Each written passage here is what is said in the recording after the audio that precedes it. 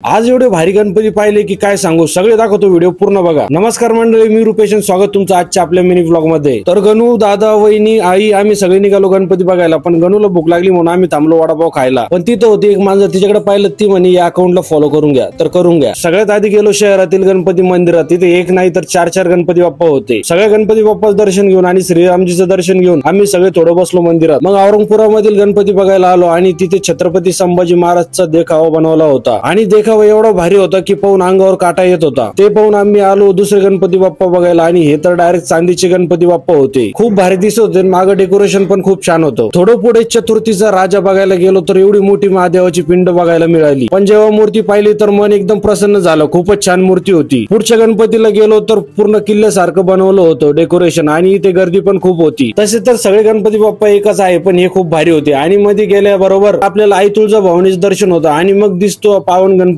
एवढी मोठी आणि मन मोहून घेणारी मूर्ती आहे की काय सांगू। यांनी छत्रपती शिवाजी महाराजच्या किल्ल्याची थीम दिली होती, म्हणून इथे छत्रपती शिवाजी महाराजची मूर्ती पण होती। तिथून बाहेर निघालो की अजून एक सुंदर मूर्ती दिसते, पावन गणपतीचीच आहे आणि खूप सुंदर पण आहे। मग आम्ही आलो अजिंक्य देवगिरी प्रतिष्ठान मंडळाचा गणपती बघायला। मी इथे आधी पण आलो होतो। आज पण खूप गर्दी होती आणि खूप लोक जेवणाचा आनंद घेत होते। मी आधी दर्शन केलं आणि थोडे फोटो काढून बनवू आणि मी बसलो जेवायला। मग मस्त जेवण केलं आणि निघालो सगळे घराकडे, पण पाऊस सुरू झाला होता जो की एकदम भारी वाटत होता। आजच्या व्लॉग मध्ये एवढंच। तुम्हाला कोणता गणपती आवडला कमेंट मध्ये सांगा आणि अशाच व्लॉग साठी फॉलो करून घ्या। युट्यूब वर बघत असाल तर सबस्क्राईब करून घ्या। भेटूया उद्या। जय महाराष्ट्र।